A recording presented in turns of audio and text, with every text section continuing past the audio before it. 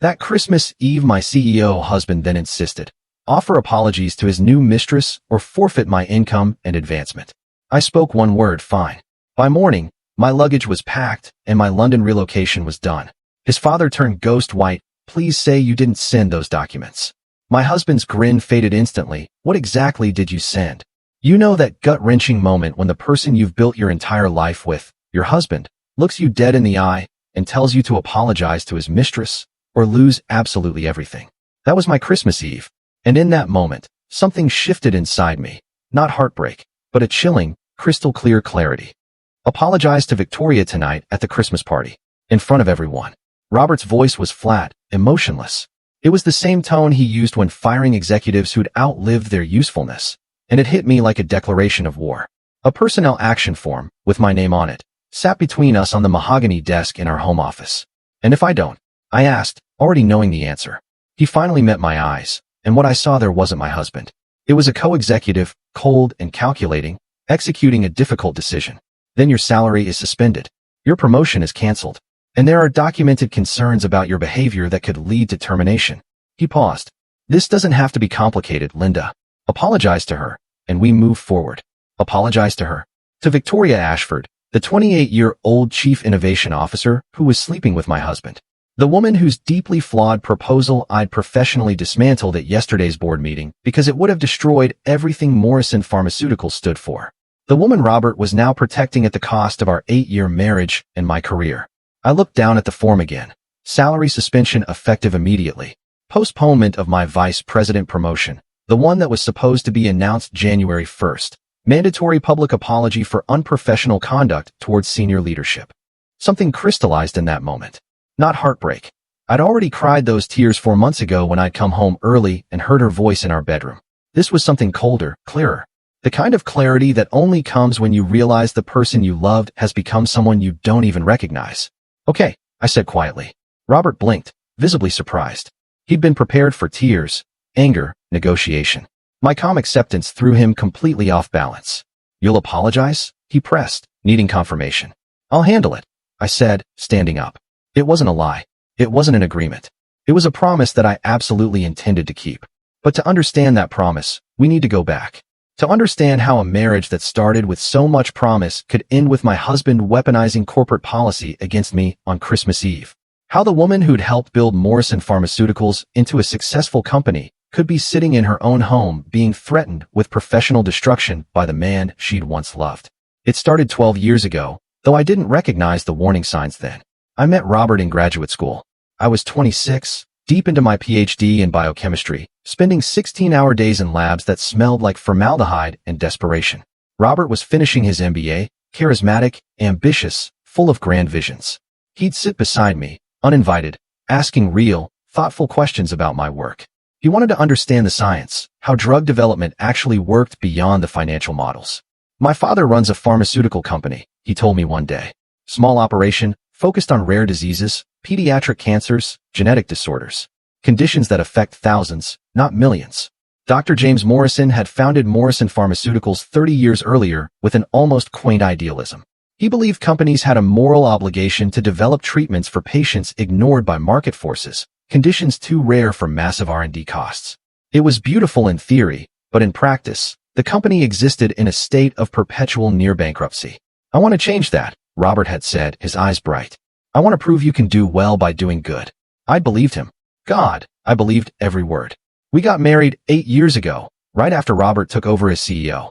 He asked me to join the company as director of strategic planning, using my scientific background to evaluate drug candidates and build partnerships. We'll do this together, he promised.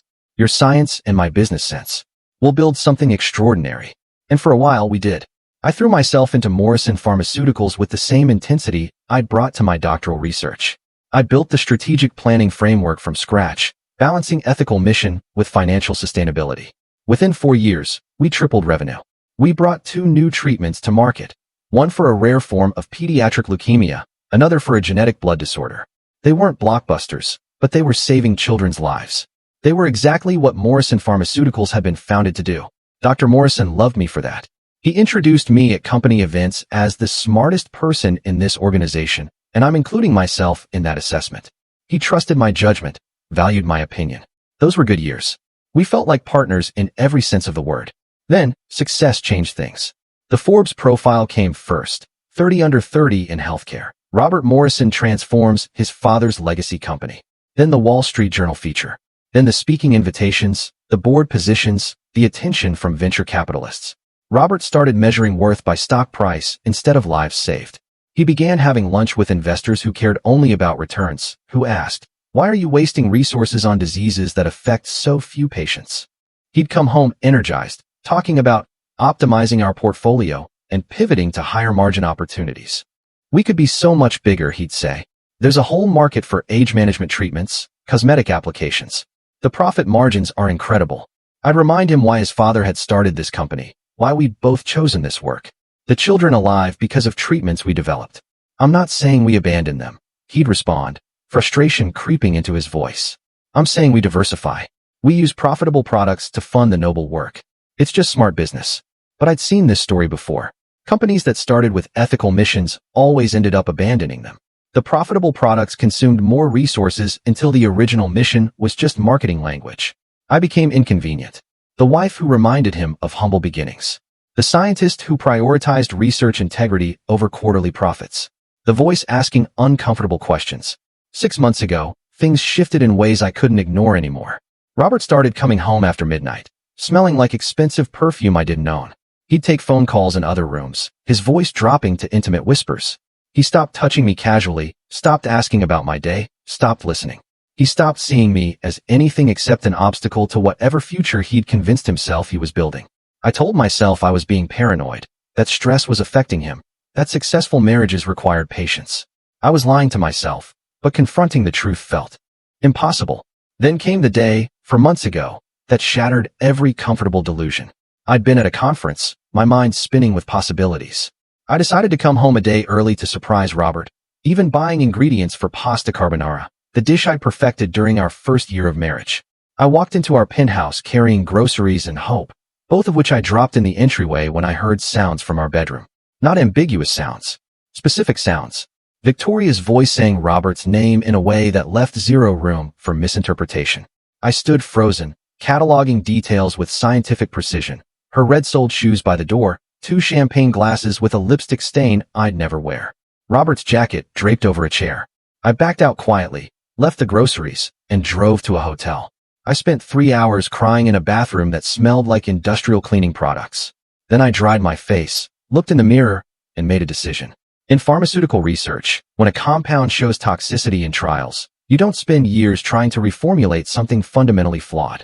You terminate the trial and start over. My marriage was showing toxicity. It was time to terminate and start over. But I didn't confront Robert. I didn't demand explanations or apologies or counseling that we both knew wouldn't change anything. Instead, I started planning. The next morning, I called Dr. Morrison and asked about the European expansion he'd mentioned. "Robert doesn't understand the science like you do," Dr. Morrison had said, his voice heavy with disappointment. "He's becoming too focused on financials. I need someone in London who remembers why we started this company." I volunteered immediately. For 4 months, I worked evenings and weekends building those London relationships, vetting researchers, evaluating compounds, demonstrating my value to an operation 3,000 miles away. And I'd been documenting everything else. Victoria's flawed proposals, Robert's ethical compromises, company credit card statements showing hotel rooms and jewelry purchases that had nothing to do with business. Not for revenge, for protection, for the inevitable moment when Robert would try to destroy me professionally to protect his affair. Which brought me to yesterday's board meeting. Victoria had presented her grand restructuring proposal, redirecting 60% of our research budget away from rare disease treatments toward cosmetic anti-aging products. It was filled with buzzwords and impressive-looking graphs, until you examined the underlying assumptions. The science was shallow. The ethics were non-existent. It was everything Morrison Pharmaceuticals had been founded to oppose. I'd spent 3 days preparing a counter-analysis that methodically dismantled every assumption. I documented why it would destroy our reputation, alienate research partners, betray our mission. Dr. Morrison listened to both, then removed his reading glasses with deliberate precision. "Linda's analysis is sound. Victoria's proposal has merit for a different kind of company, but it's not who we are." Motion to table indefinitely. The board agreed unanimously. Victoria's face went white, then red. She looked at Robert, waiting for him to defend her. He'd said nothing during the meeting. But that night, he'd been furious. "You humiliated her," he'd said. "In front of my father, in front of the board." And that's how I ended up here on Christmas Eve, sitting across from my husband, while he demanded I apologize to his mistress or lose everything I'd built. "Okay," I'd said. And I meant it. I would handle this. Just not the way Robert expected. Because in my briefcase, locked in my car downstairs, was a folder Dr. Morrison had given me an hour ago. Documents restructuring my role into Managing Director of Morrison Pharmaceuticals Europe, approved by the board, filed with the SEC, effective January 2nd. Robert thought, okay, meant surrender. He was about to learn what it actually meant. I walked out of Robert's office and headed downstairs to where the Christmas party was already in full swing. The penthouse's great room had been transformed into a corporate fantasy. Crystal chandeliers, marble floors, a string quartet playing something classical nobody was actually listening to. Junior executives trying to network without appearing too desperate. I needed a drink. Or maybe I needed to leave entirely. But Dr. Morrison had asked me to attend. After what he'd done for me, after that folder, I owed him at least a few hours of presence. I grabbed champagne from a passing waiter and positioned myself near the windows, watching the snow fall over Manhattan, half listening to conversations about fourth quarter earnings. My mind was still upstairs, still processing the cold shock of watching my husband weaponize corporate policy against me. "Linda." I turned to find Jennifer Chin from Regulatory Affairs beside me, concern etched on her face. Jennifer and I had worked together for 6 years. She was brilliant, meticulous, and one of the few people who operated outside the company's political games. "Are you okay? You look like you've seen a ghost." "Something like that," I said, taking a long, too expensive, too cold drink of champagne. Jennifer glanced around. "It's about Victoria, isn't it? Robert's making you pay for yesterday's board meeting." I looked at her sharply. "How did you?" "Everyone knows," Jennifer interrupted gently. "About Robert and Victoria. About the board meeting. About the fact that you absolutely demolished her proposal with data she couldn't argue against." She paused. "People are taking sides, Linda. And you might be surprised to learn that most of the actual scientists are on yours. That shouldn't have mattered, but it did. It mattered more than I wanted to admit. Robert wants me to apologize to her," I said quietly. "Tonight. In front of everyone. Says my salary is suspended and my promotion is canceled until I do." Jennifer's face went pale, then flushed with anger. "He can't do that. That's abuse of authority. He's the CEO," I said. "He can do whatever he wants." "Dr. Morrison would never. Dr. Morrison doesn't know yet." I cut in, looking at her carefully, weighing how much to say, how much to trust. "But he will soon." Jennifer studied my face, her expression shifting from anger to curiosity. "You have a plan." "I have options," I corrected. Before Jennifer could respond, the energy in the room shifted. Conversations quieted. People turned toward the entrance. And I knew, without looking, that Victoria had arrived. Victoria Ashford was beautiful in the way that stops conversations. Tall, blonde, in a red dress that probably cost more than most people's monthly rent. She moved through the room like she owned it, which I suppose she thought she did now that she'd secured the CEO's attention. I'd watched this transformation over the past 6 months, ever since Robert had hired her as Chief Innovation Officer without consulting me, despite the obvious overlap with my strategic planning responsibilities. She'd arrived with perfect credentials, Stanford MBA, former consultant at Bain, a TED Talk on disruptive innovation in healthcare with 2 million views. I'd watched that talk once, forcing myself through 18 minutes of buzzwords and inspirational platitudes that said absolutely nothing of substance if you actually understood pharmaceutical research. But Robert had been mesmerized. I remembered watching him during her interview presentation, seeing something in his eyes I hadn't seen in years when he looked at me. Fascination, desire, that particular thrill of something new and shiny and untested. "We need fresh perspectives," he told me when I'd questioned her hiring privately. "New ways of thinking. You're brilliant, Linda, but sometimes you're too focused on the science and not enough on the business." Translation: you care about the mission and that's become inconvenient. I should have fought harder then. Should have recognized that Robert was already laying groundwork for my marginalization, choosing someone whose loyalty would be to him rather than to the company's founding principles. But I'd still been trying to be the supportive wife, still believing that questioning his judgment would make me look insecure rather than professionally concerned. Victoria saw me across the room and smiled, bright and sharp and triumphant. She raised her champagne glass in a mock toast that made my stomach turn. "She thinks she's won," Jennifer murmured beside me. "She has won," I said. "At least the battle she thinks we're fighting." "What does that mean?" I drained my champagne and set the empty glass on a nearby table. It means Victoria is playing checkers while the rest of us are playing chess. 3 months after Victoria's arrival, she presented her grand strategic vision to the board. The restructuring proposal that had led directly to yesterday's disaster and tonight's ultimatum. I'd spent 3 days preparing my counter-analysis, barely sleeping, surviving on coffee, and the growing rage that came from watching someone with minimal pharmaceutical knowledge try to dismantle decades of meaningful work. Victoria's proposal had been full of graphs that looked impressive and buzzwords that meant nothing. Pivoting to high-margin opportunities, optimizing resource allocation, leveraging existing compounds for expanded market penetration. What it actually meant was abandoning children with rare genetic disorders in favor of selling anti-aging creams to wealthy consumers who didn't need them. The science was shallow. The ethics were non-existent. I documented every flaw, the false assumptions about market size, the underestimated costs of regulatory approval for cosmetic products, the complete failure to account for reputational damage when our lead researchers resigned in protest, which they would, and which I documented with signed statements from 3 department heads. When I presented at the board meeting, Victoria's face had gone white, then red. Her voice had gotten sharper and more defensive with each challenge, revealing that she didn't actually understand the science she was proposing to revolutionize. Dr. Morrison had listened with that careful attention he brought to everything. When Victoria finished, he'd removed his reading glasses and set them on the table with deliberate precision. Linda's analysis is sound, he'd said quietly. Victoria's proposal has merit for a different kind of company, but it's not who we are. Motion to table indefinitely. The board had agreed unanimously. I should have felt vindication. Instead, I'd felt dread, watching Robert's face throughout the meeting, seeing him store every moment of Victoria's humiliation like ammunition he'd use later, which he had, less than 24 hours later. Linda. I turned to find Robert standing beside me, Victoria at his side, her hand possessive on his arm. Up close, she was even more striking. Perfect makeup, perfect hair, that particular polish that came from having both money and time to maintain it. Robert, I said evenly. Victoria, he added, his voice carrying that flat authority that meant this wasn't a request. We need to talk. I thought we already did, I replied. In your office, about 30 minutes ago. Robert's jaw tightened. I meant all 3 of us. Victoria deserves an explanation for yesterday's. Victoria got an explanation yesterday. I interrupted, looking directly at her. At the board meeting, where I presented data showing why her proposal would damage the company my father-in-law spent 30 years building.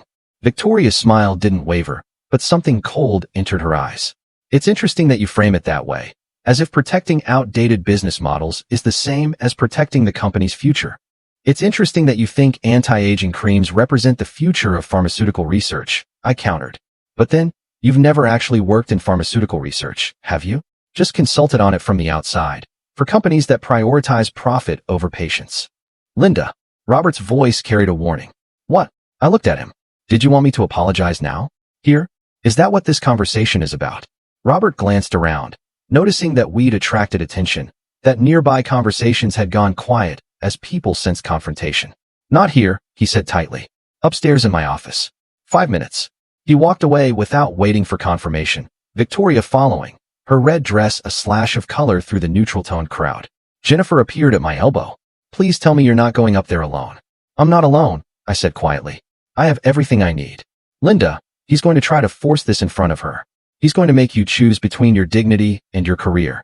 I know, I said. But Jennifer, he doesn't understand what choice I've already made. I touched her arm briefly, grateful for her concern, then headed toward the elevator that would take me back upstairs to Robert's office. Back to the conversation that would end my marriage and begin everything else. The folder in my briefcase felt heavier than it should, full of documents that represented 4 months of quiet preparation, of building relationships Robert knew nothing about, of creating options he didn't know existed. Okay, I told him earlier, and I'd meant it, but not in any way he understood. The elevator doors closed, and I watched the party disappear below me. All those people, celebrating a holiday in a company that was about to change in ways they couldn't yet imagine. When the doors opened on the executive floor, I could see lights spilling from Robert's office down the hall. I squared my shoulders and walked toward it, toward the confrontation that had been coming since the day I'd heard Victoria's voice in my bedroom 4 months ago. Toward the moment when, okay, would transform from apparent surrender into something Robert would spend months trying to understand. Robert's office was exactly as I'd left it. Mahogany desk, floor-to-ceiling windows, everything arranged to project power and control. Victoria was already there, standing near the windows, champagne glass in hand, looking like she belonged in this space more than I ever had. Robert sat behind his desk, in what I'd come to think of as his throne, the custom-made leather chair designed to make him sit slightly higher than anyone across from him. Small psychological games, cheap tricks I'd watched him learn from business books. "Close the door," Robert said when I entered. I closed it, the click echoing louder than it should in the sudden silence. "Sit," he added, gesturing to one of the chairs facing his desk. I remained standing. A small rebellion, perhaps meaningless, but I'd learned over the past months that sometimes the only power you have left is refusing to make yourself comfortable in your own humiliation. Robert's eyes narrowed slightly. He noticed. Of course, he noticed. It was one of the things that had made him successful, that attention to detail, that ability to read people and situations. "We need to resolve this situation," he said, his voice dropping into that flat, professional tone that made everything sound like a business transaction. "Victoria has expressed concerns about working with you going forward. And frankly, after yesterday's board meeting, I share those concerns." "Concerns?" I repeated, the word feeling strange in my mouth. "About me doing my job? About presenting accurate data that contradicted a flawed proposal?" Victoria set her champagne glass down with deliberate precision. "Your presentation wasn't about data, Linda. It was about making me look incompetent in front of the board. About undermining my credibility because you see me as a threat." I almost laughed. Almost. Because the sheer audacity of it. Her, standing in my husband's office, wearing a dress that probably cost more than our researchers earned in a month, accusing me of feeling threatened by her, was so absurd it almost broke through the cold anger that had been building in my chest. "I see you as exactly what you are," I said quietly. "A consultant with an MBA who thinks buzzwords and TED Talks qualify you to revolutionize pharmaceutical research. Someone who's never spent a day in a lab, never evaluated a clinical trial, never had to tell parents that we don't have a treatment for their child's disease because it's not profitable enough for the big companies to bother with." "Linda," Robert's voice carried a warning, but I ignored him. "Your proposal would have gutted our rare disease research division. It would have driven away every serious researcher we have. It would have destroyed everything Morrison Pharmaceuticals was founded to do. And yes, I presented data showing exactly that, because that's my job. Or it was, until apparently doing my job became grounds for disciplinary action." Victoria's face had gone red, her composure cracking. "This is exactly what I'm talking about. This hostility, this refusal to consider alternative viewpoints. Robert, you see what I mean, don't you?" Robert stood up, walked around his desk to stand beside Victoria. The gesture was deliberate, choosing his position, making clear whose side he was on. "Linda, you need to understand something. Victoria is a senior leader in this organization. She reports directly to me. When you undermine her publicly, you undermine my authority and my decision-making. That's not acceptable." "What's not acceptable?" I said, my voice still quiet, but carrying an edge now, "is using your position as CEO to protect your personal relationship at the expense of the company's mission and your wife's career." The words hung in the air like smoke. Robert's face went pale, then flushed. "What are you implying?" he asked, though we all knew exactly what I was implying. "I'm not implying anything," I said. "I'm stating facts. You hired Victoria without consulting me despite obvious overlap with my responsibilities. You've supported her proposals over the objections of experienced researchers. You're now using HR mechanisms to punish me for presenting data that contradicted her strategy. Either your judgment has been catastrophically compromised, or you're deliberately sabotaging me. Neither option reflects well on your leadership." Victoria made a sound that might have been a laugh, or might have been something else entirely. "This is incredible, Robert. She's actually accusing you of professional misconduct because she can't accept that her approach is outdated and her attitude is toxic." "My approach saved the company from a strategic disaster," I shot back. "Your approach would have turned us into just another cosmetics company chasing profit margins, while children with rare diseases continue to suffer because no one will develop treatments for them." "Enough." Robert's voice cut through the argument with CEO authority. "This is exactly the problem, Linda. This inability to collaborate. This need to be right at everyone else's expense. This is why we're here." He walked back to his desk, opened a drawer, and pulled out the personnel action form I'd seen earlier. He laid it on the desk between us like evidence at a trial. "This is effective immediately," he said, his voice completely flat now, emotionless in that way that meant he'd made a decision and wouldn't be swayed. "Your salary is suspended pending resolution of documented concerns about your professional conduct.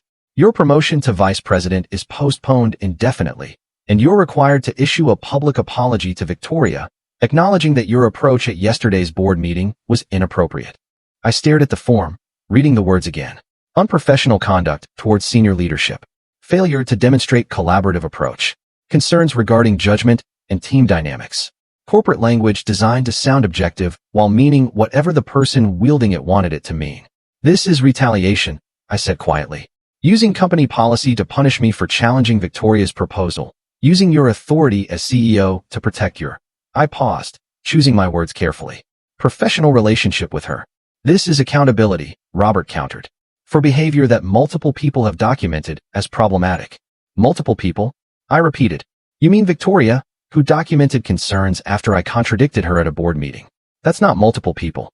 That's one person with a vested interest in discrediting me. There are other complaints, Robert said. From researchers who felt bullied by your management style.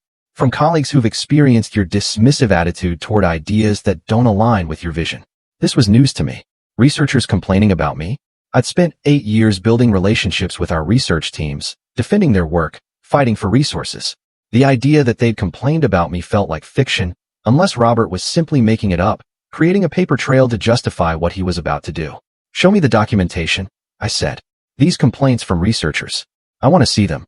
That's part of the HR investigation, Robert said. You'll have access to relevant materials through the proper channels. In other words, I said, you can't show me because they don't exist. In other words, Robert's voice was getting harder now, frustrated that I wasn't simply accepting this. There are proper procedures that we're following. Linda, I'm trying to handle this professionally. I'm giving you a chance to resolve this without it escalating further.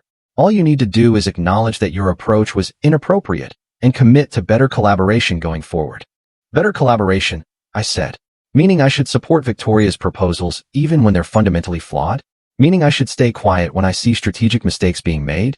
Meaning I should prioritize protecting egos over protecting the company's mission. Meaning you should treat senior leadership with respect, Victoria interjected. Meaning you should find ways to express concerns that don't involve humiliating people in front of the board. Meaning you should recognize that you're not the only person in this company with valuable insights. I looked at her, really looked at her, trying to understand what she actually wanted. Was this about professional ambition? About securing her position by eliminating someone she saw as competition? Or was it something more personal? Proving to herself, to Robert, to everyone that she'd won, that she'd successfully replaced me in every aspect of his life? Maybe it was all of those things. Maybe people's motivations were never as simple as we wanted them to be. I'm not apologizing, I said, turning back to Robert. Not to her, not to you, not to anyone. I presented accurate data at a board meeting using appropriate professional channels. If Victoria is embarrassed by having her proposal rejected, that's a consequence of submitting a flawed proposal, not of me being unprofessional. Robert's jaw tightened. Then the suspension stands. And if you continue to refuse, we'll have to consider whether your position here is viable at all. Are you threatening to fire me? I asked, my voice still calm despite everything. On Christmas Eve, while we're hosting a party downstairs. I'm explaining consequences, Robert said. Actions have consequences, Linda. You can't undermine leadership and expect no response. I thought about the folder in my briefcase downstairs, about Dr. Morrison's documents restructuring my role, transforming me from Robert's subordinate into someone who reported directly to the board. About 4 months of quietly building relationships in London, demonstrating my value to an operation Robert knew nothing about. About the choice I'd already made before I'd even walked into this office. You're right, I said. Actions do have consequences. You're about to learn that. Robert frowned, uncertain again, that crack in his confidence widening slightly. What's that supposed to mean? It means I'm not the person you seem to think I am, I said. The person who will accept humiliation to keep a job. The person who will apologize for being right because it makes you uncomfortable. The person who will stay in a company where the CEO uses his authority to protect his affair at his wife's expense. You need to be very careful about what you're implying, Robert said, his voice dropping to something dangerous. I'm not implying anything, I said again. I'm simply stating that I won't be apologizing to Victoria. I won't be accepting this suspension, and I won't be staying in a position where my professional judgment is weaponized against me because it conflicts with your personal interests. Victoria laughed, sharp and brittle. So what? You're just going to quit? Walk away from everything you've built here? Because that's what happens when you refuse to be a team player, Linda. You isolate yourself. You end up with nothing. Maybe, I said. Or maybe I end up with something better. Something that doesn't require compromising my integrity or watching the mission I believed in get dismantled for profit margins and ego. I turned toward the door, done with this conversation, done with trying to make them understand something they had no interest in understanding. Linda. Robert's voice stopped me at the threshold. If you walk out of here without agreeing to these terms, there's no coming back. This is your last chance to handle this the easy way. I looked back at him, at this man I'd married 12 years ago, when I still believed love and ambition could coexist without destroying each other. Okay, I said, the same word I'd said earlier, the word he'd taken as surrender. But this time, I saw the flicker of doubt in his eyes. The beginning of understanding that maybe, just maybe, he'd miscalculated something fundamental. I'll handle this, I added. Tonight, at the party, you'll get your answer. Then I walked out, leaving them standing in that office, probably already congratulating themselves on winning a battle they didn't understand they just lost.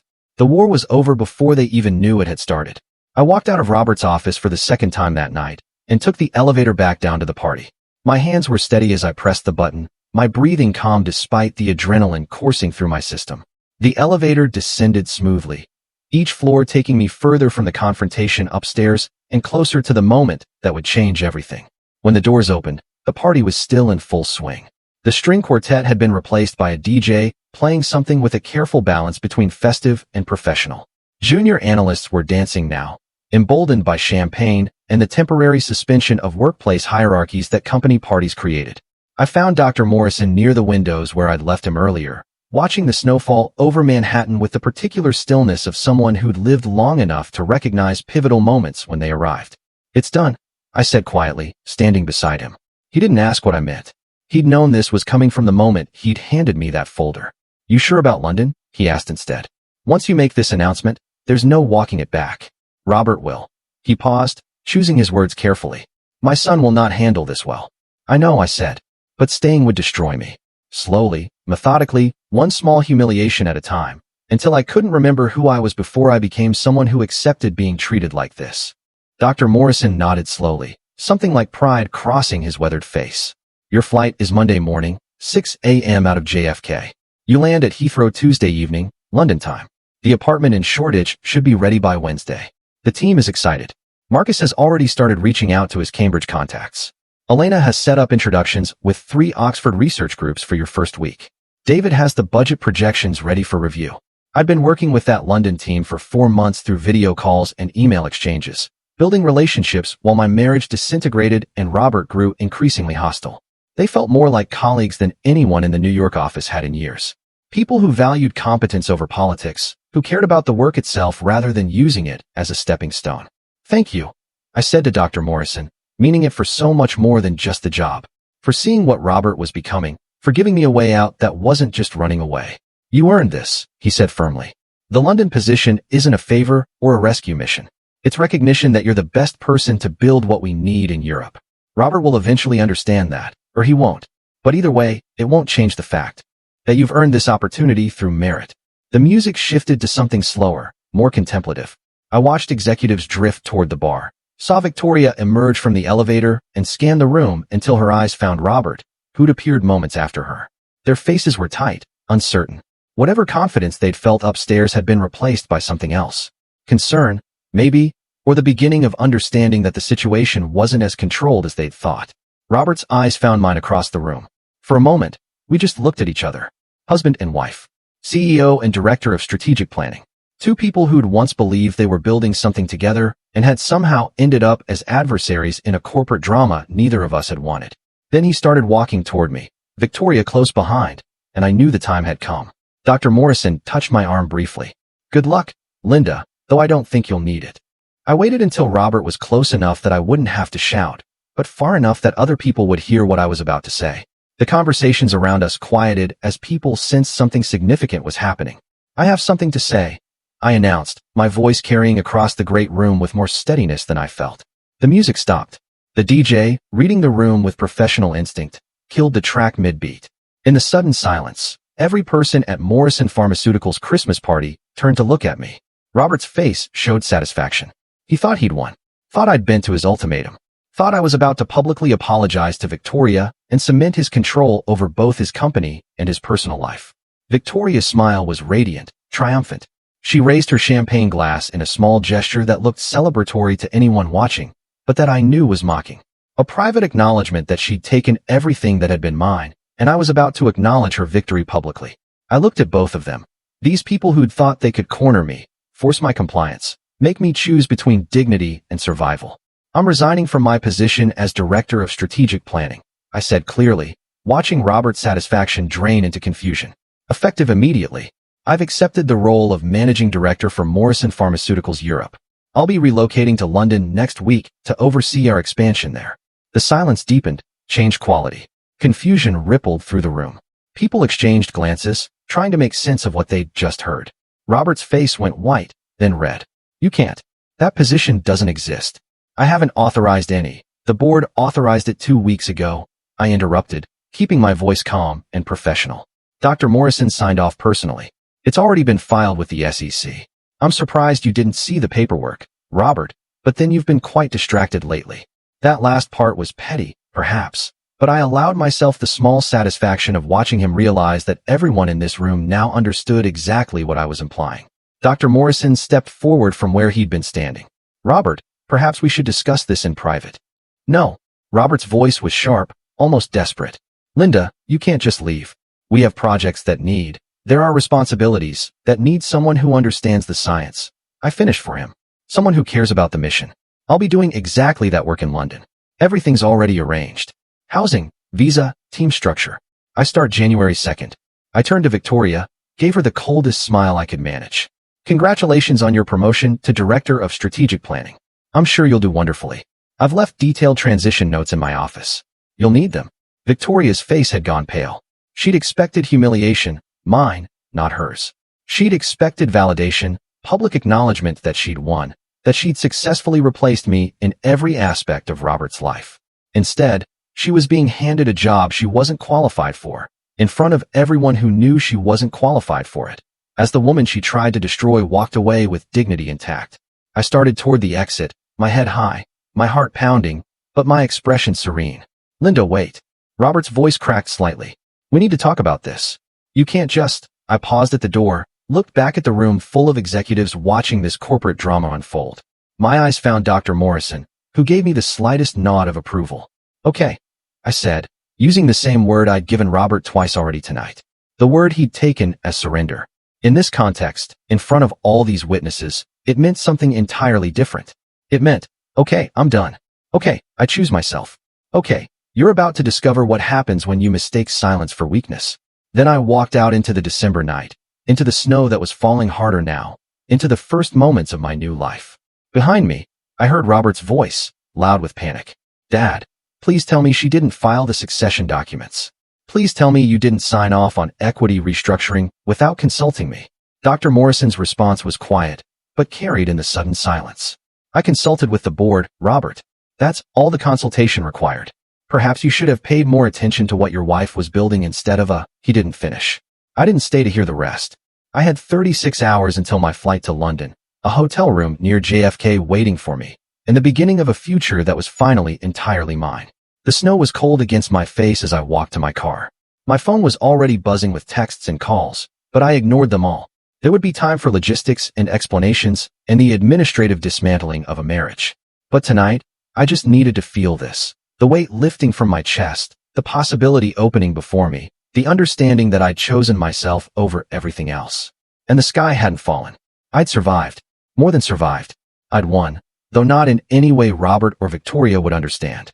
I'd won by refusing to play their game, by building something they didn't know existed until it was too late to stop it, by saying, okay, and meaning something completely different from what they'd heard. I got in my car and drove toward JFK, toward the hotel room where I'd spend Christmas morning, toward London and a team who didn't know about affairs or betrayals or marriages ending in penthouse offices, toward a life where I could just be Linda again, where my work would be judged on merit rather than politics, where I wouldn't have to fight for space in my own marriage or dignity in my own company. The Manhattan skyline receded in my rearview mirror, getting smaller and smaller until it disappeared entirely, swallowed by snow and distance. And I felt nothing but relief. The hotel room near JFK was exactly what you'd expect. Beige walls, generic landscape prints, a comfortable but forgettable bed. I checked in just after midnight on Christmas Eve, still wearing the emerald silk dress from the party. My suitcases were already packed and waiting in the car. I should have felt something dramatic. Grief, maybe, or rage, or the kind of cathartic relief that comes from finally escaping something toxic. Instead, I just felt tired and oddly empty, like I'd been holding my breath for months and had finally exhaled, but didn't quite know what to do with the space that created. My phone had been buzzing constantly. I turned off the sound, but the screen kept lighting up with notifications, texts, calls, voicemails accumulating like evidence of the chaos I'd left behind. 23 calls from Robert, 18 from Victoria, 6 from various executives. I didn't answer any of them. Instead, I ordered room service, a club sandwich I barely touched, and spent Christmas Eve reviewing documents for London, trying to focus on the future rather than the wreckage of the past. Christmas morning, I woke early and called Dr. Morrison. He answered on the first ring, his voice alert despite the hour. "Linda, how are you holding up?" "I'm fine," I said, which wasn't quite true, but wasn't quite a lie either. "How bad was it after I left?" Dr. Morrison sighed, and I heard coffee being poured, that small domestic sound somehow grounding across the phone line. "Robert spent most of the night trying to find legal grounds to block your transfer. He called 3 different lawyers, woke up the board's general counsel at 1 o'clock in the morning. They all told him the same thing. Your contract has international mobility clauses. The London position is a legitimate promotion. The board approval is ironclad. There's nothing he can do." And Victoria? "Furious that you're taking research relationships with you. She apparently tried to demand that you turn over your contact lists, your Cambridge and Oxford connections, as if professional relationships built over a decade are company property that can be transferred like office furniture." I laughed darkly at that. Victoria really had no idea how any of this worked. You couldn't just inherit credibility or trust or the kind of professional relationships that made research partnerships possible. What did you tell her? That Linda Morrison's professional relationships belong to Linda Morrison, and if she chooses to leverage them for Morrison Pharmaceuticals Europe, that's exactly what we'd hope she'd do. He paused. "Robert asked me to reconsider the London position.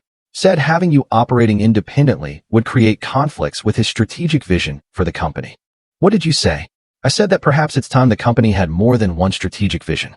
That relying entirely on one person's judgment, especially when that judgment has been questionable lately, isn't sound governance." Another pause, heavier this time. He hung up on me. "Linda." First time he's ever done that. We talked logistics after that. My flight Monday morning, the apartment in Shoreditch, the team already preparing for my arrival. Before hanging up, Dr. Morrison said something that made my chest tighten. "I'm sorry for what he did to you, for what he became. You deserved better from my son, and from this family." I sat with that apology for a long time, staring out at the New York skyline, gray and cold in the December morning light. I spent the rest of Christmas Day in that room, not celebrating, but preparing. I reviewed housing contracts, studied UK employment regulations, mapped out my first 90 days in London with the same methodical precision I'd brought to pharmaceutical research. My phone buzzed periodically with texts from Robert, first angry, then pleading, then angry again. I didn't read them. I'd blocked his number after typing out a single response. "My lawyer will contact you about separation proceedings. Please have all future communication go through legal counsel." Monday morning came too quickly and not quickly enough. I checked out of the hotel at 4 a.m., returned my rental car, went through security with my British work visa and my carefully organized documents. The flight was long and gave me too much time to think. I'd brought work, but found myself staring out the window instead, watching the Atlantic scroll past below, that vast gray expanse separating my old life from whatever came next. I landed at Heathrow Tuesday evening, exhausted and disoriented by jet lag and the sheer magnitude of what I'd just done. But Marcus met me at arrivals with a sign that said, "Dr. Morrison," and a genuinely warm smile. Something in my chest loosened slightly. "Welcome to London," he said, helping with my luggage. "The team is very excited to work with you. We've got your apartment ready, groceries stocked, even found a decent coffee maker since Elena mentioned Americans are particular about their coffee." That small kindness, the thoughtfulness of stocking groceries, of thinking about coffee preferences, made me feel more welcome than I'd felt in New York in years. The Shoreditch office was everything Dr. Morrison had promised, modern but not ostentatious, filled with natural light, the kind of space where you could actually think rather than just perform productivity. My team was small, 8 people initially, but they were genuinely excited about the work we'd be doing. Not excited about climbing corporate ladders, but about the actual science, the actual mission of developing treatments for diseases nobody else would touch. No one here knew, I realized during that first week, about the affair, about the Christmas Eve confrontation, about personnel action forms and ultimatums and marriages ending in penthouse offices. They just knew me as Dr. Linda Morrison, the new managing director with a reputation for identifying promising research partnerships and building sustainable operations.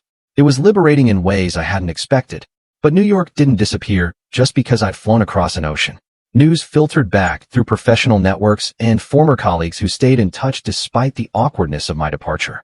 Jennifer from Regulatory Affairs started sending emails, carefully worded updates that felt like intelligence reports from behind enemy lines. Thought you should know, they always began, before detailing the latest disaster. Victoria's cosmetics pivot had been approved by Robert over objections from senior researchers.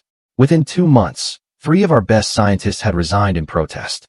Dr. Sarah Chin, who'd been developing a promising treatment for pediatric leukemia, had left for Johns Hopkins, taking her entire research team with her. Dr. Michael Rodriguez, our lead researcher on rare genetic disorders, had accepted a position at Boston Children's Hospital, explicitly citing the company's abandonment of its founding mission. Each departure created ripples. Other researchers grew nervous, started updating their CVs, taking calls from recruiters. Morale collapsed. Productivity suffered. The culture here is toxic now, Jennifer wrote in March. People don't trust leadership. Robert keeps promising that the cosmetics division will generate revenue to fund rare disease research, but nobody believes him. It's the same lie pharmaceutical companies always tell. We'll do the profitable work to subsidize the mission work, and it never actually works that way. I read these updates with complicated feelings. Vindication that I'd been right about Victoria's proposal, but also sadness watching something I'd helped build crumble from leadership failures I'd predicted but couldn't prevent. Mark from Research Operations called every few weeks, ostensibly with technical questions about projects I'd initiated, but really just checking on me, making sure London was working out. You should see the Fortune profile they did on Robert, he said during one call in late spring. It's incredible. Glowing praise for his bold strategic vision and willingness to make tough decisions. They make him sound like he's revolutionizing healthcare. I found the article later that day. Couldn't help myself, despite knowing it would just make me angry. The profile was exactly what Mark had described. Robert photographed in his corner office looking confident and visionary. Victoria mentioned as his innovative chief strategy officer driving expansion into high-growth markets. My departure referenced in a single sentence about restructuring leadership and amicable transition. Amicable. That word again, as if anything about what had happened was amicable. What the Fortune journalist hadn't mentioned, what they'd either missed or deliberately ignored, was the talent hemorrhaging from Morrison Pharmaceuticals, the erosion of academic partnerships, the quiet crisis happening beneath Robert's carefully managed public image. Does he believe his own spin now? I'd asked Mark. Or is he just performing for the cameras? I honestly don't know anymore, Mark had replied. He and Victoria are inseparable. She's basically COO at this point. They make every major decision together, and anyone who questions them gets marginalized or pushed out. Through Jennifer's updates, I learned that Victoria was struggling badly in her expanded role. Turned out an MBA and a TED Talk didn't actually prepare you to evaluate pharmaceutical research or build relationships with academics who'd spent decades in the field. She tried to leverage my old Cambridge and Oxford contacts, but those relationships had been built on trust and scientific credibility she simply didn't possess. Dr. Hammond at Cambridge had apparently told her quite directly that he had no interest in partnering with a company that prioritized anti-aging creams over life-saving treatments. Dr. Akinwumi at Oxford had been more diplomatic but equally firm. Morrison Pharmaceuticals' reputation had deteriorated significantly under new leadership. Victoria had responded by trying to buy partnerships, throwing money at institutions, offering inflated research grants, attempting to purchase credibility she couldn't earn. Some smaller programs had accepted the funding, but the top-tier researchers, the ones whose work actually mattered, had politely declined. She'd also made critical evaluation mistakes. Jennifer sent me a confidential email detailing how Victoria had approved 3 cosmetic research projects that were scientifically questionable at best. One compound had shown liver toxicity in early trials, but Victoria had pushed it forward anyway, convinced the marketing potential outweighed the risks. The FDA had killed that project before it even reached phase 1 trials. Cost to Morrison Pharmaceuticals, $8 million and significant reputational damage. Robert should have held Victoria accountable for these failures. Instead, he defended every decision, interpreted every criticism as a personal attack rather than legitimate professional concern. It was the same dynamic I'd experienced. Robert's ego so entangled with Victoria that admitting her incompetence would mean admitting his own judgment had been catastrophically compromised. By July, 7 months after I'd left, the cracks were becoming impossible to hide. Morrison Pharmaceuticals' stock price had dropped 15%. An industry analyst published a report questioning whether the company had lost its competitive advantage in rare disease treatments, the very niche that had made them valuable. Dr. Morrison called me one evening in August, his voice carrying an exhaustion that worried me deeply. "The board is getting restless," he said. "3 members have approached me privately expressing concerns about Robert's leadership. They're not ready to act yet, but they're watching carefully." "What are you going to do?" I asked. A long pause. "He's my son, Linda. I want to believe he'll recognize his mistakes and correct course. But I'm also the chairman of a company with responsibilities to employees, patients, shareholders. If he continues like this," he didn't finish the sentence. "Didn't need to. We talked about London after that. He wanted detailed reports on our progress. Seemed to draw energy from hearing about partnerships succeeding, compounds advancing through trials. You're building what I always hoped this company could be," he said before hanging up. "Robert's building what I always feared it might become." That conversation haunted me for days. Dr. Morrison was 74 now, visibly declining, watching his life's work fracture under his son's leadership. I threw myself deeper into London work, partly to justify his faith in me, partly to avoid dwelling on New York's collapse, a disaster I'd escaped, but couldn't completely separate myself from. Not when it involved people I'd worked with, and a mission I still believed in despite everything. The London summer was surprisingly warm that July, the kind of weather that made British people declare a heat wave, while Americans looked confused about what the fuss was over 75 degrees. I'd been in the office late, working on a partnership proposal with Cambridge, when my phone rang around 7 p.m. Dr. Morrison's name on the screen made my stomach tighten. He didn't usually call this late, and when he did, it meant something significant had happened. "Linda," his voice sounded strained, older than I'd heard it, even during our difficult conversations about Robert's declining leadership. "I need to tell you something before you hear it elsewhere. The board is launching an investigation into Robert's use of company funds." I set down my pen carefully, my mind immediately jumping to those credit card statements I documented months ago. The hotel rooms, the jewelry purchases, the restaurant bills that had nothing to do with legitimate business expenses. "What kind of investigation?" I asked, keeping my voice neutral. "Inappropriate expenses, possible personal enrichment, violations of our ethics policies." Dr. Morrison paused, and I heard something that might have been a glass being set down, liquid being poured. He was drinking, which he rarely did. "An anonymous report was filed with our compliance hotline 3 weeks ago. Very detailed documentation, dates, amounts, even photographs of credit card statements." My chest tightened. "Dr. Morrison, I need you to understand something. I documented those expenses. Yes, I kept records as insurance in case Robert tried to come after me legally. But I never filed any reports. I never sent anything to compliance or the board or anyone else." "I had to ask," he said quietly. "Not because I thought you would, but because the board will ask me, and I needed to be able to answer honestly." "Then who?" I asked, though even as the words left my mouth, the answer was crystallizing with devastating clarity. "That's what I can't figure out," Dr. Morrison said. "Who else would have access to this information? Who else would have documentation detailed enough to—" "Victoria," I interrupted. Silence on the other end of the line. "But she and Robert are together." "Why would she?" "We're together," I corrected, my mind racing through the implications. "Dr. Morrison, think about it. Victoria aligned herself with Robert when he had power and could advance her career. But what's been happening over the past 7 months?"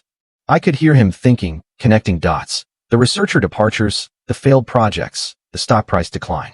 Exactly. Robert's reputation has been declining steadily. The board has been questioning his judgment, and Victoria has been struggling, visibly, in her role. She can't build academic partnerships. She's made costly evaluation mistakes. She's basically proven that she's not qualified for the position Robert gave her. I stood up, pacing my office as the pieces fell into place. She's cutting ties before the ship sinks. And what better way than to position herself as a whistleblower? She can claim she was uncomfortable with Robert's ethics all along, but felt too vulnerable to speak up until now. She distances herself from his failures, gets credit for doing the right thing, maybe even angles for his position when he's forced out. Dr. Morrison was quiet for a long moment. "That's extraordinarily calculating." "That's Victoria," I said. "She's always been calculating. That's what made her successful as a consultant. The ability to read situations and position herself advantageously.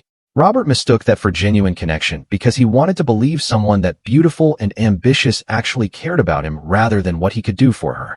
God," Dr. Morrison said softly. "What have I let happen to my company?" "You didn't let anything happen," I said firmly. "Robert made his choices. Victoria made hers. You're the one who created alternatives, who made sure the mission could survive regardless of what happened in New York. London is thriving because you had the foresight to build something separate from Robert's leadership. We talked for another 20 minutes about the investigation, how external counsel had been brought in, how thoroughly they were reviewing expenses, how Robert would be given a chance to explain, but the documentation was apparently damning. If the board asks for your documentation, Dr. Morrison said before hanging up, would you provide it? I thought carefully. If it's necessary to protect the company, yes, but I won't volunteer it. I don't want to be the vindictive ex-wife who brought him down. If Victoria's evidence is sufficient, let that be enough. The investigation took 3 months. I heard about it in pieces through Dr. Morrison's periodic updates, through Jennifer's increasingly detailed emails, through the strange silence from other New York contacts who suddenly didn't know what to say to me. Jennifer's access to board-level gossip turned out to be surprisingly comprehensive. Her emails painted a picture of methodical demolition as external counsel interviewed employees, reviewed transactions, built a timeline that couldn't be explained away. They found nearly $200,000 in inappropriate expenses over 18 months, she wrote in September. Hotel suites, jewelry that never appeared on any gift disclosure forms, restaurant bills that clearly weren't business-related. And here's the part that's really damaging. Robert approved consulting contracts with a firm owned by Victoria's brother. Never disclosed the connection. Never went through proper conflict of interest review. Basically used company money to funnel income to Victoria's family. I read that sitting at my desk in Shoreditch, watching rain streak the windows, feeling something complicated twist in my chest. Not satisfaction, exactly, but a kind of grim validation. I'd been right about Robert's judgment being compromised. I'd been right that his relationship with Victoria was affecting his professional decisions. I'd been right, and being right felt hollow and sad rather than triumphant. Marcus knocked on my office door around that time, concerned about my expression. Everything okay? Just news from New York, I said, closing my laptop. Nothing that affects our work here. But that wasn't entirely true. Morrison Pharmaceuticals' reputation was taking hits that affected the entire organization, including the European division. Some potential partners were asking questions about leadership stability, about whether the company's mission was changing, about whether they wanted to associate with an organization that was making headlines for the wrong reasons. The board met today, Jennifer wrote in late September. Executive session, no minutes recorded. Robert looked like he'd aged a decade. Victoria wasn't there. Apparently, she's been put on leave pending investigation results. Rumor is she's negotiating her exit package behind the scenes. So, Victoria was getting out ahead of it. Smart. She'd position herself as someone who'd been caught up in Robert's misconduct rather than as an active participant. She'd probably land somewhere else within months, her resume carefully scrubbed to emphasize successes while burying the disasters. That was how people like Victoria operated. Always thinking 3 moves ahead, always positioning for the next opportunity, always willing to sacrifice anyone who became inconvenient to their upward trajectory. In early October, Dr. Morrison called again. The board gave him a choice: resign quietly with basic severance or face termination for cause and possible legal action to recover the misappropriated funds. What did he choose? I asked, though I already knew. Resignation. His lawyer advised it. Fighting would mean public trials, media coverage, everything becoming much uglier than it already is. Dr. Morrison's voice carried an exhaustion that worried me. There'll be a press release tomorrow. Standard language about pursuing other opportunities. The press release arrived the next morning, forwarded by Jennifer with no comment necessary. Robert Morrison was stepping down to pursue other opportunities. The company was grateful for his leadership during a period of growth and transformation. No mention of investigations or ethical violations or nearly $200,000 in inappropriate expenses. Just careful corporate language that said everything to people who knew how to read between the lines and nothing to everyone else. Victoria is not getting his job, Jennifer added in a follow-up email. Board brought in Dr. Patricia Hammond from Merck. Spent 20 years developing rare disease treatments. She's exactly what the company needs. Actual pharmaceutical experience and commitment to the original mission. I knew Patricia slightly from industry conferences. Brilliant researcher, strong ethical compass, completely uninterested in the kind of political games that had consumed Robert and Victoria. Her appointment sent a clear message about the direction Morrison Pharmaceuticals was taking. Back to the mission, back to rare disease research, back to everything Dr. Morrison had founded the company to do. I should have felt vindicated, should have felt satisfaction that the company was being rescued from Robert's disastrous leadership. Instead, I mostly felt sad. Sad for Dr. Morrison, watching his son's public disgrace. Sad for the employees who'd believed in Robert's vision. Sad for the time and energy wasted on cosmetics pivots and political infighting instead of work that actually mattered. But I also felt something else. Gratitude, maybe, that I'd gotten out when I did. That I was building something in London rather than still fighting battles in New York. That I'd chosen myself over loyalty to a man who'd stopped deserving it. Elena knocked on my office door that afternoon. Linda, the Cambridge team wants to schedule a call about advancing the cystic fibrosis compound to phase 2 trials. Are you available tomorrow morning? Absolutely, I said, pulling up my calendar. What time works for them? Real work. Scientific progress. Children's lives being saved. This was what mattered, not corporate drama or executive downfalls or investigations into expense accounts. Robert's choices had consequences. Victoria's calculation had paid off in the short term, but would probably haunt her long term. Dr. Morrison's company was being rescued by someone who actually understood its mission. Me. I was exactly where I needed to be, building something real while New York sorted through the wreckage of everything Robert had destroyed. The investigation concluded. Robert resigned. Victoria left quietly with her severance package and carefully crafted narrative. And Morrison Pharmaceuticals began the slow work of rebuilding its reputation under Patricia Hammond's leadership. I stayed in London, watching it all from across the Atlantic. Grateful for the distance. Grateful for the escape. Grateful that, okay, had meant exactly what I'd needed it to mean. Life in London had settled into a rhythm by the second year. The European division had grown from 8 people to 63, with offices now in London, Paris, and Berlin. We had 7 compounds in various stages of clinical trials, partnerships with 12 research institutions across Europe, and a reputation for being the part of Morrison Pharmaceuticals that had stayed true to the original mission. I'd made friends, actual friends, not just professional contacts. Emma, a researcher at Imperial College. David, a patent attorney who lived in my building and had talked me through international intellectual property law over numerous pub dinners. Sarah, an American expat who ran a bookshop in Bloomsbury and reminded me that life existed beyond pharmaceutical research. I'd built a life, in other words. Not the life I'd imagined when I was 26 and getting married, but a good life, an authentic one. So, when the email arrived on a Tuesday morning in March, 2 years and 3 months after I'd walked out of that Christmas party, I almost deleted it without reading. The sender address was one I didn't recognize. The subject line was simple, something I need to say. Spam, probably, or a phishing attempt.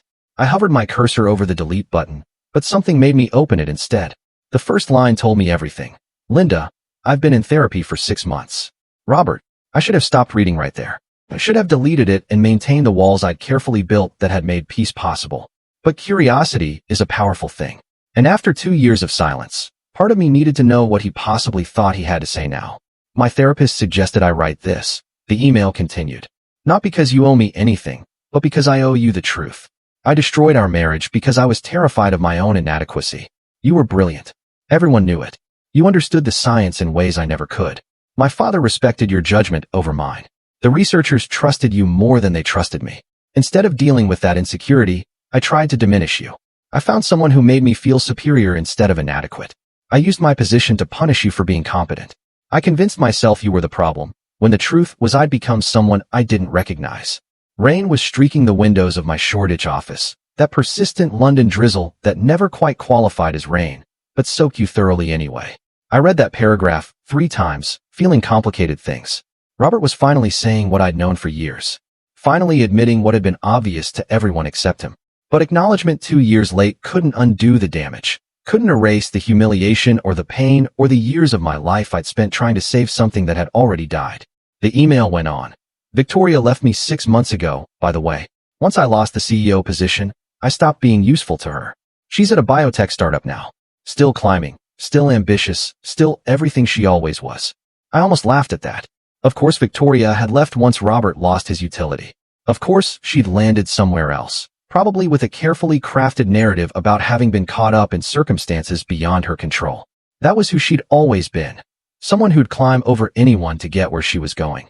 Then rewrite history to make herself look principled in the process. I'm not asking for forgiveness, Robert wrote. I'm not asking for anything. I just wanted you to know that what you did, walking away, choosing yourself, building something meaningful in London, taught me more about leadership and integrity than I learned in my entire time as CEO.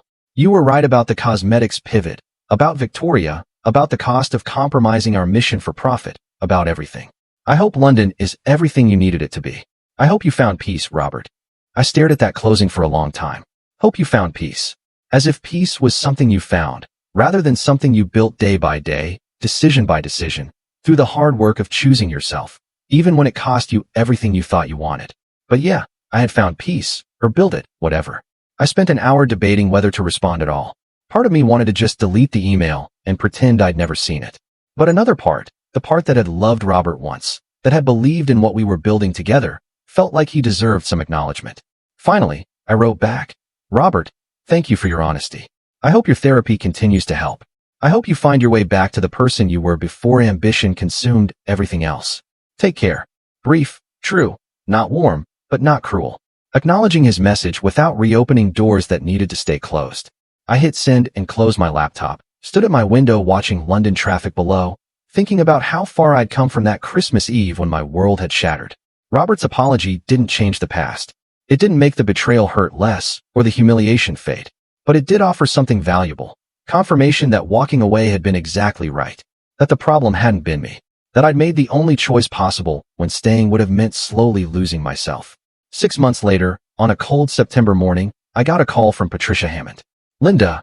Her voice was gentle in a way that immediately made my stomach drop. "I have difficult news. James passed away last night, peacefully in his sleep. His family was with him." I sat down heavily, my office suddenly feeling too small, the air too thin.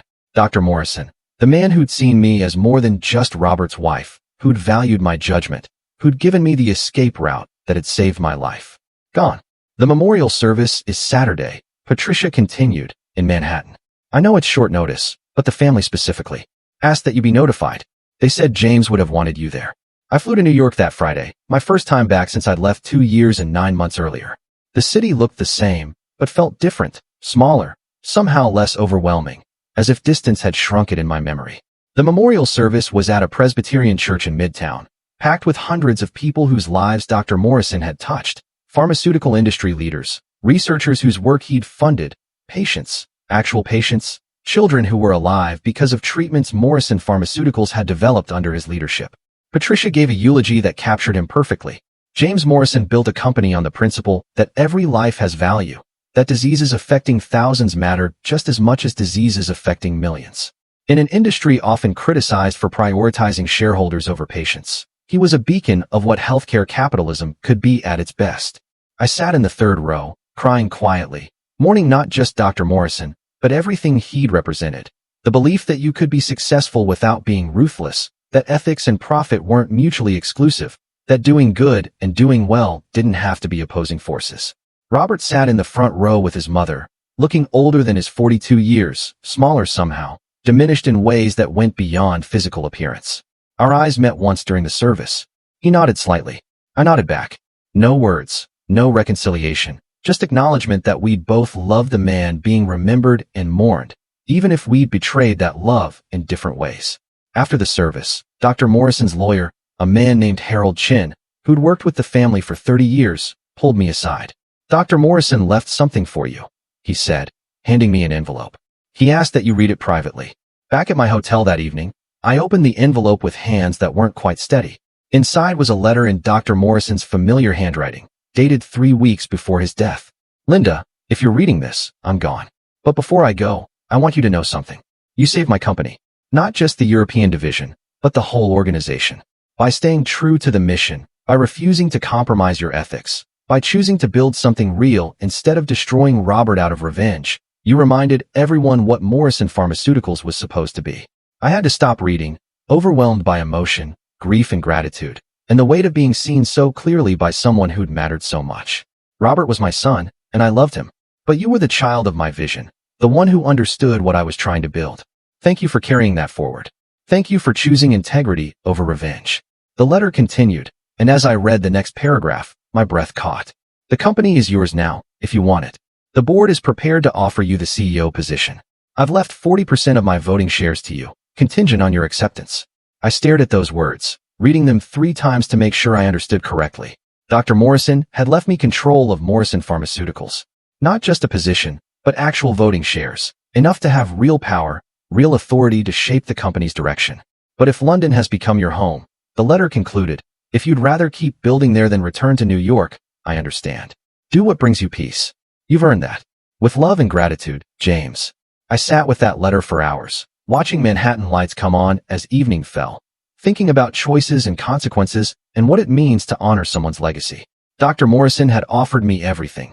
Control of the company, vindication over Robert, the chance to return to New York as the victor in a war I'd never wanted to fight. The temptation was real. Part of me wanted to accept, wanted to prove I could lead the whole company, wanted the satisfaction of sitting in the CEO chair while Robert watched from wherever his life had taken him. But that would have been about ego, about revenge, about proving something to people whose opinions no longer mattered. And I'd learned something crucial in my 2 years in London.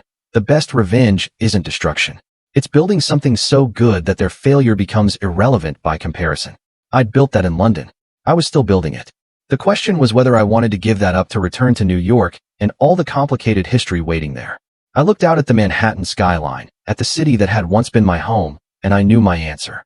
I flew back to London the next morning, Dr. Morrison's letter folded carefully in my bag, his words still echoing in my mind. The company is yours if you want it. 40% voting shares, the CEO position waiting for me. Everything I might have wanted 3 years ago, before the affair, before the ultimatum, before I'd learned that sometimes the thing you think you want most would actually destroy you. The call from Patricia Hammond came 2 days later, on a Wednesday afternoon, while I was reviewing partnership agreements with the Karolinska Institute in Stockholm. Linda. Patricia's voice was warm, but carried a professional uncertainty. I assume you've read James's letter by now. I have, I said carefully. Then you know the board is prepared to offer you the CEO position. I want to be clear. I was hired as interim leadership specifically because no one knew whether you'd accept the role James clearly intended for you. If you want to return to New York, I'll step aside. No hard feelings. This was always meant to be your company if you chose to claim it. I looked out my office window at the London skyline that had become so familiar over the past 2.5 years. Watched a tour boat drift past, tourists probably taking photos of Tower Bridge in the distance. Patricia, I appreciate the confidence, I said. Dr. Morrison's confidence, yours, the board's. It means more than you know. But, Patricia said, hearing what I hadn't said yet, I'm going to decline. Silence on the other end. Then, can I ask why, Linda? This is everything most people in our industry spend entire careers working toward. Control of a major pharmaceutical company. The resources to shape research priorities, the platform to influence healthcare policy. Dr. Morrison built all of this, and he wanted you to have it. Because I'm happy here, I said simply. I'm building something that matters. I have a team that functions on competence rather than politics. I make decisions based on science and ethics rather than stock prices and ego. I wake up every morning doing work that aligns with who I actually am. I paused, trying to find words for something I'd only recently fully understood myself. Accepting the CEO position would mean returning to New York, navigating all the politics that destroyed my marriage, constantly managing Robert's shadow in everyone's memories of what happened. Every decision I made would be examined through the lens of our history. Every challenge to my authority would carry subtext about whether I was qualified, or just the ex-wife who came back to claim revenge. We could manage that, Patricia said. We could set clear boundaries. Establish your authority independently of, you can't promise that, I interrupted gently. Culture change takes years. Organizations have memories. And honestly, Patricia, I don't want to spend the next decade of my life fighting those battles. I did that for 8 years in my marriage. I'm done fighting for space that should have been freely given. Patricia was quiet for a long moment. You've really thought about this. I have, I confirmed. And here's what I think. You're doing excellent work. You understand the mission. You have the scientific credibility and the ethical compass. You're already refocusing Morrison Pharmaceuticals on rare disease research, repairing relationships with academic institutions, bringing back the researchers who left under Robert's leadership. I took a breath. You're exactly the leader Morrison Pharmaceuticals needs right now. Someone without baggage, without complicated history, without personal dynamics clouding every interaction. I recommend you for the permanent CEO position. Build on what Dr. Morrison started, and let me keep building the European division. We can accomplish more working together across the Atlantic than we could with me trying to navigate New York politics. You're sure? Patricia asked. This isn't fear talking, because if you change your mind in 6 months, I'm sure, I said firmly. This isn't fear. It's clarity. For the first time in years, maybe in my entire adult life, I know exactly what I want and why. That's worth more than any title. We talked logistics after that. How the equity stake would work with me staying in London, how we'd coordinate between US and European operations, how we'd structure reporting relationships to honor Dr. Morrison's vision while building something sustainable. When I finally hung up, I felt a weight lift that I hadn't even fully realized I'd been carrying. The weight of expectation, of obligation, of feeling like I needed to prove something to people whose opinions had long since lost their power over me. I stayed in London. Over the next year, the European division grew to over 100 people, with expanded offices in Paris and Berlin and new partnerships across the continent. We became known as Morrison Pharmaceuticals Innovation Center, the place where ambitious rare disease research happened, where scientists came when they wanted to work on diseases that actually mattered, rather than chasing blockbuster profits. The Karolinska Institute partnership yielded a promising compound for treating a rare form of muscular dystrophy. The Max Planck collaboration advanced research on genetic therapies for blood disorders. Cambridge and Oxford projects continued to progress through clinical trials. But the breakthrough came from an unexpected place, a small research group at the University of Edinburgh that Marcus had connected us with. They'd been working on a treatment for a rare form of pediatric leukemia that affected fewer than 300 children annually in Europe. Most pharmaceutical companies wouldn't touch it. The market was too small. The research was too risky. The profit potential was essentially zero. But Dr. Morrison hadn't founded Morrison Pharmaceuticals to chase profits. He'd founded it to save lives that bigger companies deemed not worth saving. Our Edinburgh collaboration yielded a compound that showed remarkable results in phase 2 trials. The FDA granted it breakthrough therapy designation, fast-tracking approval. When it succeeded, those 300 children would have a treatment option where none had existed before. That was vindication worth more than any CEO title. That was revenge in its purest form, not destroying Robert, but building something so meaningful that his failures became irrelevant by comparison. I thought about him sometimes, wondered what he was doing, whether therapy had actually helped, whether he'd found any peace in whatever life he'd built after losing everything. Through industry contacts, I heard fragments. He'd taken a consulting position at a mid-sized pharmaceutical company. Strategy work. Fine, but unremarkable. The kind of career that paid well, but left no particular mark on the world. Victoria had landed at a biotech startup, apparently having learned just enough from her Morrison Pharmaceuticals disasters to be moderately competent in a less prominent role. She'd probably climb again eventually. People like Victoria always did. But she'd never reach the heights she'd aimed for. Would always carry the reputation of someone who'd slept her way to a position she couldn't actually perform. Neither of them was thriving. But neither had been completely destroyed either. They were just ordinary, average people who'd reached higher than their competence justified, failed spectacularly, and settled into comfortable mediocrity. Me? I was extraordinary. Not because of titles or recognition, but because I was doing work that mattered while living a life that felt authentic. I'd found peace in London. Not the absence of challenge or difficulty, but the presence of purpose and meaning and the daily satisfaction of building something real. Sometimes, late at night, I'd think about that Christmas Eve 3 years ago, about standing in Robert's office while he demanded I apologize to his mistress, about saying that one word, okay, and watching his face shift from triumph to confusion to eventual horror as he realized what okay actually meant. Okay hadn't meant agreement or surrender. It had meant, okay, I see who you've become. Okay, I'm done trying to save something that's already dead. Okay, I choose myself.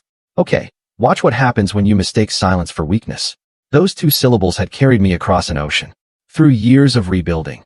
Through the collapse of everything I'd thought defined me. Marriage, position, and identity constructed around someone else's success. They carried me into something better, something real, something entirely mine. I'd learned that revenge doesn't have to be destruction.